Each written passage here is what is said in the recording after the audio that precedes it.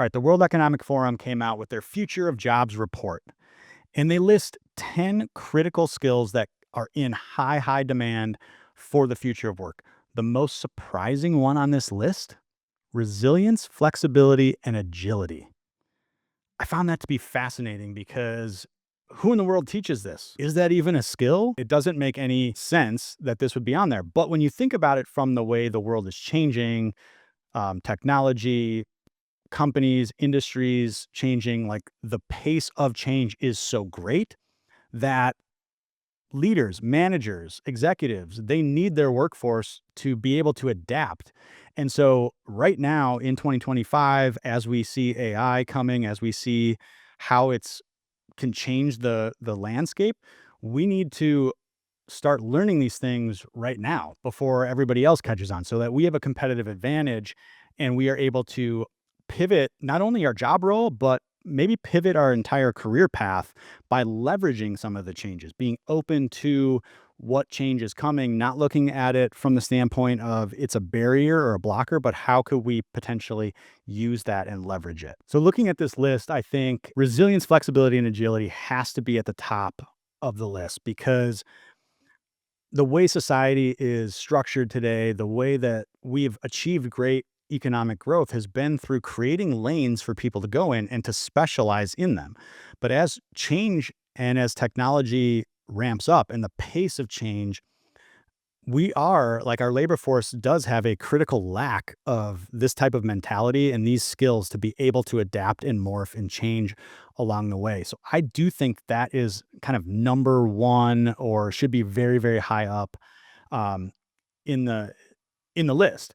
The other ones that I think really stand out: leadership and social influence. I think is huge. We don't think of these as hard skills. We think of them as soft skills. And as the work force morphs and as we're dealing with much more knowledge workers, the ability to command presence and to influence people in order to get the outcomes that you want, those are really high up on the list. And then I think third, creative thinking. Like if we think about how job roles are programmed and how the job lanes are created, it very much becomes sort of repetitive: do this, do that, if then do this. But if change is coming at us from everywhere and companies and industries are threatened and we need new ways of solving customers' problems and creating value, creative thinking is massive to that. And I know most of us, I would say,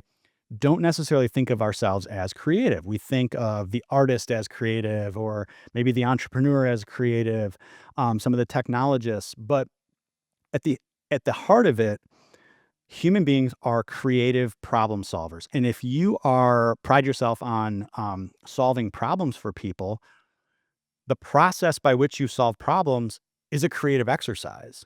And so having this perspective and leaning into what makes somebody a better problem solver or a little bit more creative? How are they able to see a little bit wider along the problem, narrow in and define the problem, and come up with different ways of solving the problem? That is all creative thinking. So I think those top three are huge. The one that's not in here, which is really interesting to me, is I would say what I call critical thinking. So you can see this with AI right now. Like you can go and Google before it. You can ask Google or you can ask AI like any question and get the answer to anything. But how do you critically think about that answer and how it serves or inserts itself in the problem that you are solving? That is a critical thought exercise. Just because you can get an answer doesn't mean it's the right one or it's that it's in the right context. And working in teaching entrepreneurship at the college level, I see this all the time. Very smart kids who want to know the next thing that they have due and get that done and move on to the next piece. And there's a real lack of critical thought around, should I take this course? I know that this course will help me get the degree that I want, but how will it serve me in the future? How do I think about a trade-off? Should I take this class or a different class? Should I learn coding or should I learn AI? Should I learn Facebook ads or should I learn general marketing principles? And so, this idea of being able to understand the information around you, but then choose which pieces of it fit, that's critical thinking. And I'm really surprised that it's not on this list. So, one of the reasons I think resilience, flexibility, adaptability is so important isn't just because there's a lot of change going on out there in the job market. It's also that over time in your career, what you want may change, and that's okay. And you have to be able to allow yourself to experiment with different things. So, for instance, um, when I was when I was coming out of, I was in between jobs early in my career, and all I did, I built an LLC consulting company. It wasn't specific. It wasn't, I do XYZ and I use my expertise. I just wanted that shell there in case there were these times in between jobs or in case I wanted to try providing some service. I had a vehicle to do that. And what happened was, I ended up saying, I'm going to start helping smaller businesses and startups through some of their operational challenges because I had just come from a startup and I raised capital and unfortunately that failed and I was left in a period of in between.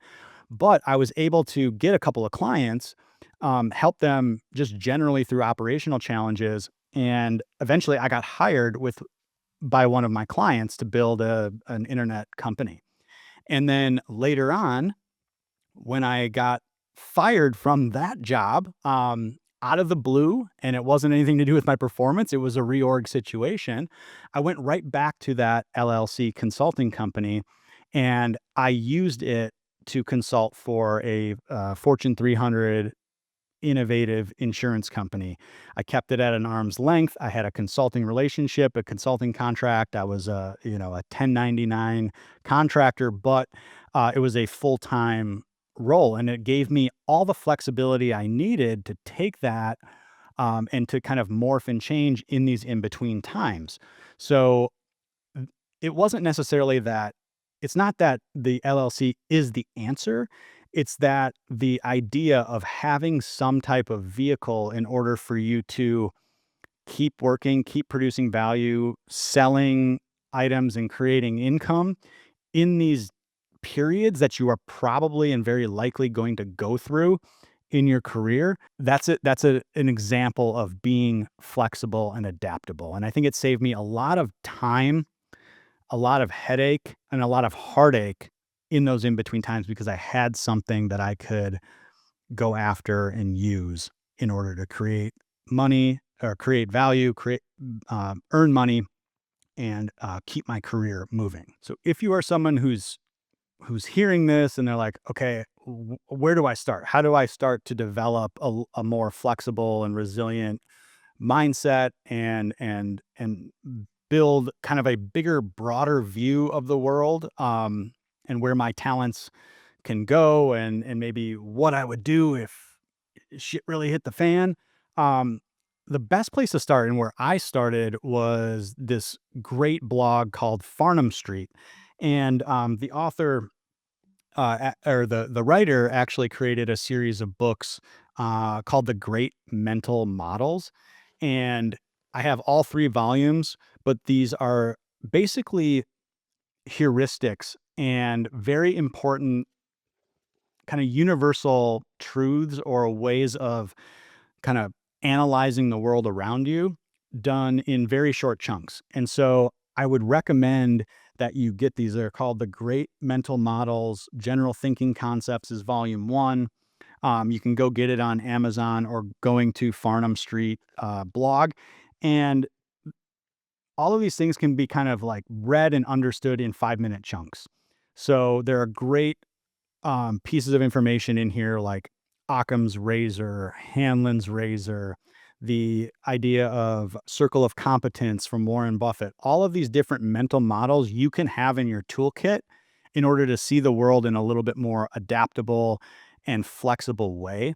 And they've actually really changed my life over the course of my career and helped me build better relationships, um, and help me understand where I can pivot, how I can pivot, and how I can use my greatest talents to the best use of their ability in the world. And the greatest part about starting with mental models and frankly starting with these books is that the models come from all walks of life. They come from chemistry and mathematics and biology. And just being exposed to these general principles and models, and understanding how a concept from biology can actually translate to business, that in and of itself is kind of an exercise in flexibility. And so you may get a ton of value out of just going through that and looking at the world from a little wider lens and understanding kind of where intelligence and where wisdom can actually come from in your daily life. The great thing about investing the time to learn to be more flexible, resilient, and adaptable is it's not just about progressing your career and serving a boss or serving the industry that is changing in front of you. It's also a key gateway to building more freedom and living the life that you want. So, whether that is trying to get more control over your schedule or have more just sort of space and room to breathe at work or building an entire business, it all comes back to how you sort of model the world and how you creatively come up with options and pathways in order to get what you want. And if you don't aren't able to be flexible, be adaptable, and you need someone to give you a pathway, you're going to be sitting there hoping for like the right opportunity to come along. You're going to be job hopping, and very likely those things aren't going to necessarily get you what you want. But if you can step back and apply some of the concepts that create resilience, um, create flexibility, like being experimental, putting yourself out there, then you're able to create multiple pathways, not even just one, but multiple pathways in order for you to get what you want, whether that is more money, more time freedom, or just a sense of like being okay at work. Mental resilience at work is the ability to deal well with what's going on around you. All of those things come down to core foundational principles of being adaptable, flexible, and resilient. Because at the end of the day, a lot of the problems that we have at work, we attribute to burnout. Burnout isn't necessarily working too much, it's working too much on the wrong things. And if you're not able to recognize that misalignment, then you can't do anything about it. So, what becoming more flexible and adaptable means is that you can sort of dissect the problems that are going on causing your burnout, and you can start to create options for you to solve that problem. It may not be it's usually not a 1 or 0, an either or, right?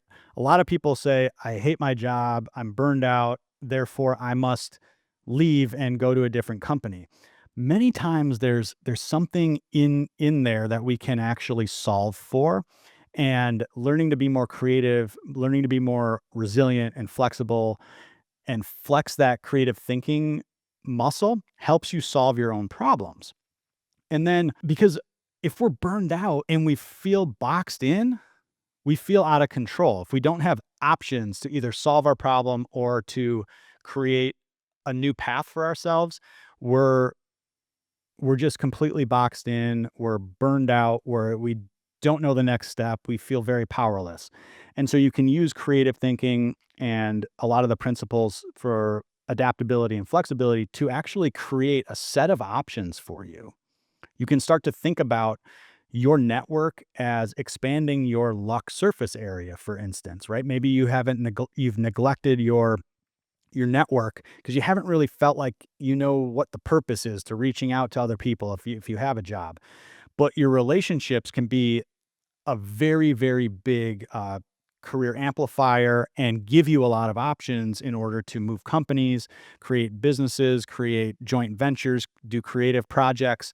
So that's just one aspect, but it all comes from the mindset of being resourceful and resilient and getting ahead of problems that may be coming and then doing something about it, using your creative problem solving ability to mitigate that risk or to create a new pathway. So if you're completely stuck and trapped in your job now with no idea what to do next, I've been there. It's a terrible place to be, and that's why I built the Freedom Accelerator Lab. Because while 92 million jobs are disappearing, 170 million new opportunities are being created for people who are ready to think differently. The question is, are you going to be one of them? If you're interested, click the link in the description below for a free clarity chat with me. Meanwhile, I talked about my concern for the future of careers in one of my older videos, and you can watch that right here next.